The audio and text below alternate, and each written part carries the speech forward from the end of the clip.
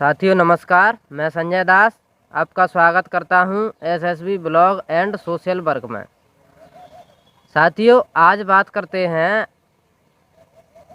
सरकारी कर्मचारियों के बारे में। हमने जो सर्वे किया था 4242 जनसंख्या एवं 691 परिवारों पर। साथियों हम अनुसूचित जाति वर्ग का मनोवैज्ञानिक अध्ययन कर रहे हैं। हम किसी को फोर्स नहीं करते, लेकिन हर व्यक्ति को पढ़ना, हर व्यक्ति के मन तक जाना हमारा काम है। तो बात करते हैं साथियों, 4242 जनसंख्या एवं 691 परिवार, जिनमें 74 सरकारी कर्मचारी हैं। अब इनमें से भी 74 में से भी 24 केवल अल्प वेतन भोगी कर्मचारी यानी कि आंगनवाड़ी कार्यकर्ता हैं। तो देख सकते हैं साथियों यह कितना कम है। समाज की मुख्य धारा से जुड़ना तो बहुत दूर की बात है, हम अभी पहुंचने तक कामयाब नहीं हो रहे हैं कि उसको जान भी लें, जानने की चेष्टा कर लें कि आखिर समाज की मुख्य धारा क्या है और समाज में हमें कैसे जीना है, समानता कैसे आएगी, हम हर तरह से संपन्न कैसे बनाएं। तो साथियों सरकारी कर्मचारियों पर बात करते हुए हम इस विषय पर बात करते हैं कि सरकारी कर्मचारियों की हालत क्या है। एक तो अशिक्षा के चलते पीढ़ी दर पीढ़ी जब अनुसूचित जाति वर्ग को शिक्षा से ही वंचित किया गया, उसका नुकसान उठाना पड़ रहा है हम सभी को।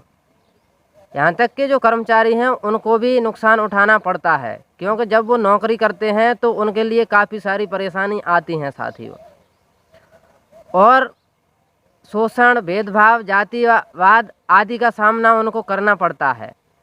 लेकिन इसके बावजूद भी जिन महापुरुषों ने संघर्ष करके हमें इस लायक बनाया, क्या हम उनके पद चिन्हों पर चल रहे हैं? तो इसके संदर्भ में जवाब तो मैं नहीं दे सकता, मैं अपना ही जवाब दे सकता हूं। सरकारी कर्मचारियों का जवाब सरकारी कर्मचारी देंगे, लेकिन मैं अपना अनुभव साझा जरूर करूंगा साथियों। क्योंकि जिस तरह से संघर्ष करके महापुरुषों ने संविधान में आरक्षण का प्रावधान किया था, और उस आरक्षण के प्रावधान की वजह से हमारे कुछ लोग समाज की मुख्य धारा से जुड़ने लगे तथा संपन्न बनने लगे, और उनसे कुछ अपेक्षाएं भी की गईं। जिन महापुरुषों ने संघर्ष किया उनको इस लायक बनाया कि वो समाज में सम्मान से जी सकते हैं, सब कुछ कर सकते हैं, तो उनसे कुछ अपेक्षाएं भी की गईं। क्या वह इन अपेक्षाओं पर खरे उतर रहे हैं? मेरा अनुभव है बिल्कुल भी नहीं, यानी न के बराबर। कोई एक दो होगा जो कि चल रहा होगा उन रास्तों पर। जो महापुरुष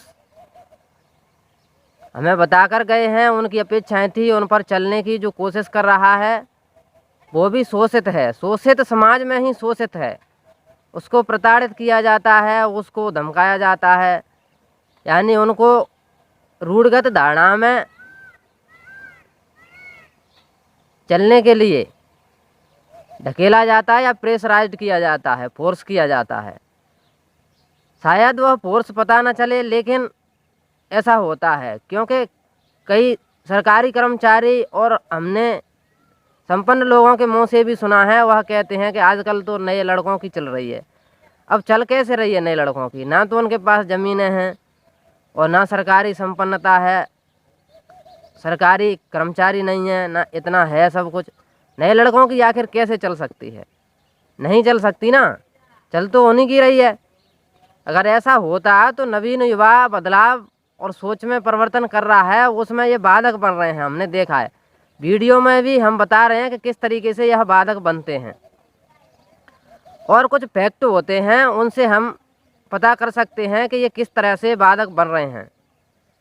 तो साथियों, बात करते हैं कि बाबा साहब ने कहा था कि अगर आप संपन्न हैं तो आपको अपने समाज की मदद करनी चाहिए। यानी वैचारिक रूप से, आर्थिक रूप से अगर ना कर सकें तो वैचारिक रूप से तो कर सकते हैं, लेकिन उनके पक्ष में बोलना भी इनको भारी पड़ता है। यानी कि उनके पक्ष में भी यह बोलते नहीं हैं। समाज का कैसे उत्थान हो, कैसे बातें हो, ये कुछ भी बात नहीं करते। तो बाबा साहब ने कहा था कि अपनी जो आमदनी है उसका 5% अपने समाज के कल्याण के लिए दीजिए और समाज उन्नति कर जाएगा। सरकारी महकमे में प्रतिनिधित्व के लिए, भागीदारी के लिए कानून है, संविधान है, सब कुछ है।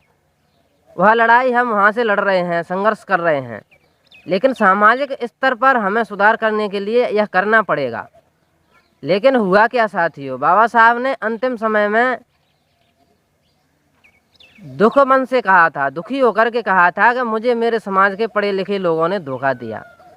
अब सोचने वाली बात यह है कि पढ़े लिखे लोगों ने धोखा दिया तो यह प्रश्न चिन्ह उन लोगों पर भी लगा दिया जाता है जो कुछ लायक नहीं है, यानी कि संपन्न नहीं है, वह आर्थिक तौर से मजबूत ही नहीं है, उन पर भी लाद दिया जाता है। बेरोजगार युवा हैं, उन पर भी यह प्रश्न किया जाता है, लाद दिया जाता है। लेकिन ऐसा नहीं है। बाबा साहब ने इसलिए कहा था कि जो लोग आरक्षण का लाभ उठा करके और संपन्न बन चुके हैं, वो अच्छा खासा जीवन जी रहे हैं और फिर भी वो समाज की उन्नति के लिए कार्य नहीं करते हैं साथियों। इसलिए उन्होंने दुखी मन से कहा था कि मुझे समाज के पढ़े लिखे लोगों ने धोखा दिया है। अगर कबीर साहब की बात कर लें तो उन्होंने भी अपने समय पर सामाजिक आंदोलन खड़ा करने के लिए अपने अनुयायियों से कहा था कि आप अपने धन का 10% समाज के लिए लगाइए, 10वां अंश समाज के लिए लगाइए। कबीर साहब ने भी कहा था। बाबा साहब ने तो और भी कम कर दिया कि अगर ये समाज नहीं कर पा रहा है तरक्की तो आप 5% दीजिए। लेकिन देखिए, जब अंतिम समय में बाबा साहब ने कहा था तो उनके मुंह से क्या निकला, बड़े दुख भरे शब्द थे कि मुझे समाज के पढ़े लिखे लोगों ने धोखा दिया। और ऐसा नहीं है कि वह वैसे ही कह गए, आज हमें भी दिखाई दे रहा है कि वह सच बोल रहे थे और हमने भी यही अनुभव किया है। क्योंकि ये संपन्न लोग आज सरपंच बन जाते हैं और सरकारी कर्मचारी हैं, अच्छी खासी इनकम है उनकी, 50-50 हज़ार से लेकर के कई लोगों की ज़्यादा भी है। तो 5% देना तो भूलिए, अगर किसी गरीब आदमी का बच्चा पढ़ रहा है, उसे उधार पैसों की ज़रूरत पड़ गई तो वह ऐसा नहीं है कि बिना ब्याज के पैसे ले लें। समाज की ये स्थिति है, ब्याज सहित वसूल करेंगे और ब्याज भी नहीं छोड़ सकते साथियों ये लोग। तो महापुरुषों के पद चिन्हों पर नहीं चल रहे हैं। और एक चीज़ और, शोषकों को इनका काम बन गया है, सरकारी कर्मचारी और समाज के संपन्न लोगों का, कि शोषक लोगों को क्या करते हैं, ये घर बुलाते हैं, न्योता देते हैं, यानी कि ब्राह्मण भोज देते हैं। और गरीब चाहे किसी भी संकट से गुजरता रहे, इनको कोई लेना देना नहीं है। और अगर उनके घर में शादियां होती हैं, अगर कोई प्रोग्राम होता है, तो शोषक लोग क्या करते हैं, उच्च जाति वर्ग के लोग वह खाना नहीं खाते अनुसूचित जाति वर्ग में। तो इनका काम है उनको खुश रखना, उनके साथ रहना, तो उनको अलग से हलवाई की व्यवस्था करना और अलग से पंगत लगाना। ऐसा भी समाज में है, प्रत्यक्ष देखा है, हमने अनुभव किया है।